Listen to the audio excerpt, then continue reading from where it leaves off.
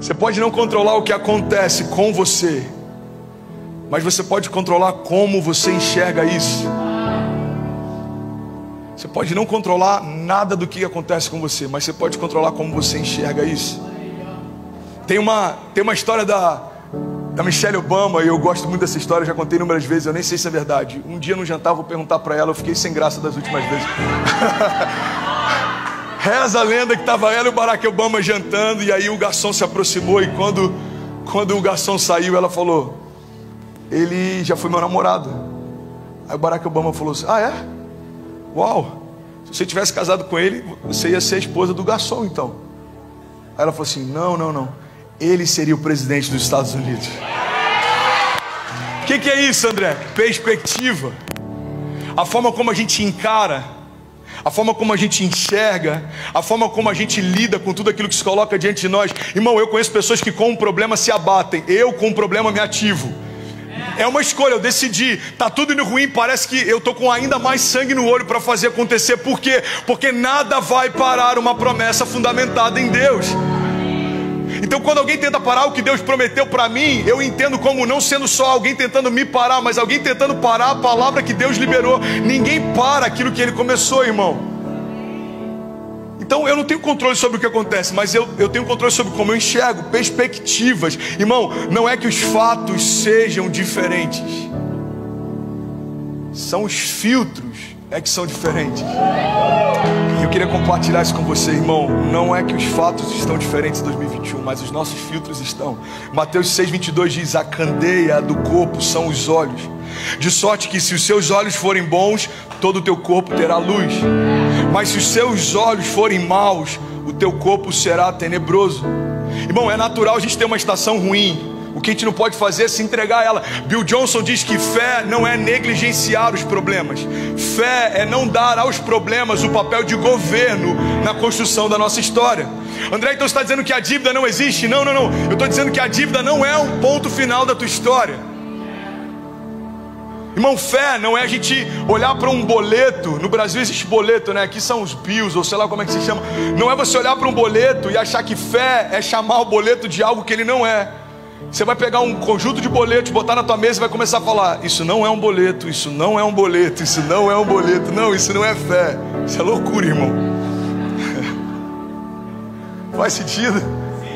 O que você está fazendo? O pastor falou para mudar o filtro, irmão. Isso não é um boleto. Não, irmão, isso não é um conselho que eu te dei. Isso é loucura.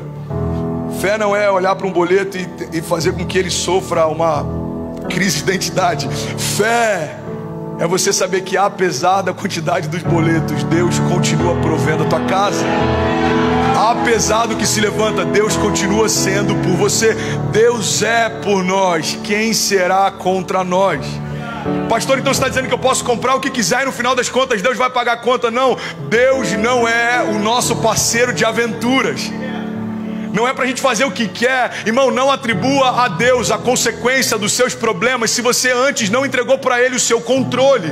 O que eu estou dizendo é: entrega os teus caminhos ao Senhor, confia nele, o mais Ele fará. Eu nunca vi, o salmista diz, o justo mendigar o pão ou a sua descendência passar fome. Só que essa promessa, ela é precedida por uma palavra: o justo. Entrega o teu caminho ao Senhor, confia nele e o mais Ele fará. Salmos 42:11 diz: por que está assim tão triste, ó minha alma?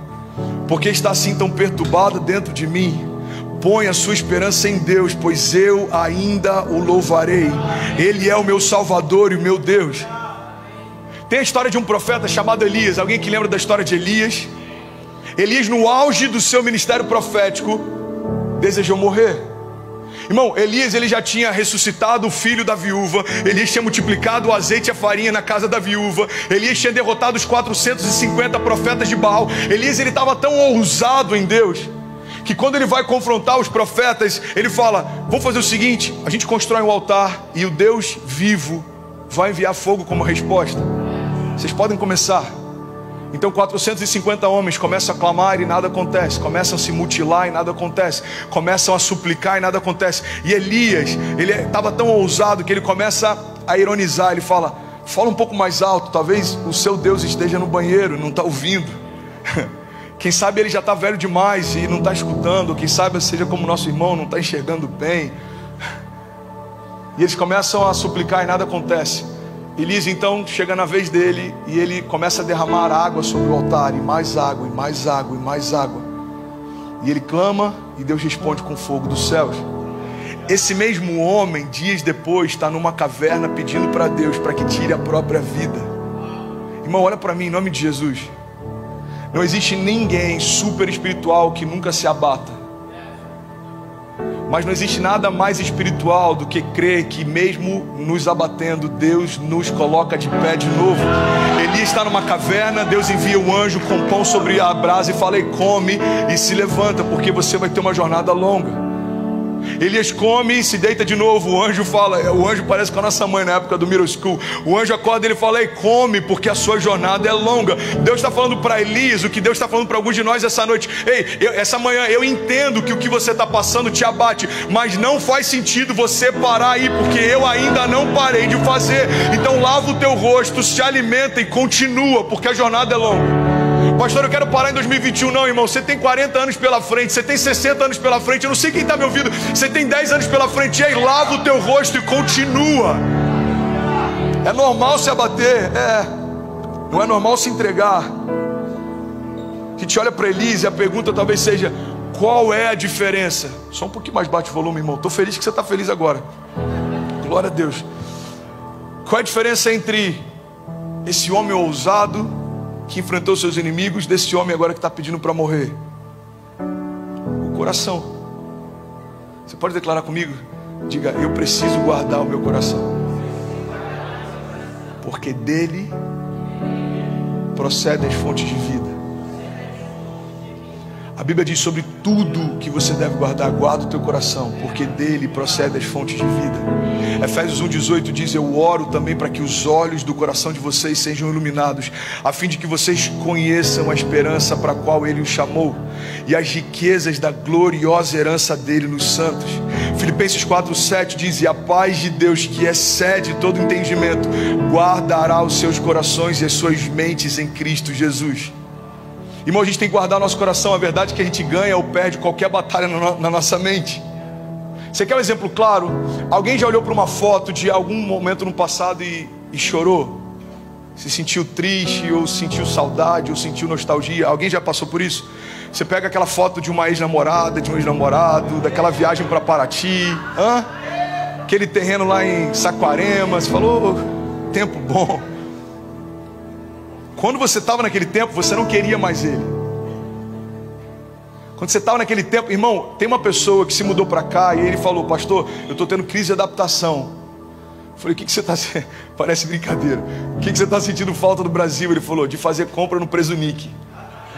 Eu juro. Eu não sei explicar, pastor. Todo dia eu ia de manhã no Presunic, comprava pão. Você está rindo, mas é sério.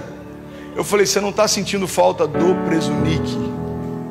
Você está sentindo saudade de alguma coisa no seu coração na época em que você ia no Presunic? Alguma coisa naquela etapa da tua história te dá saudade, mas não é aquilo que você fazia, é como você estava. Eu tenho saudade de como eu estava no Brasil. Talvez a tua saudade não seja do Brasil, mas seja do quanto você estava firme com Deus no Brasil.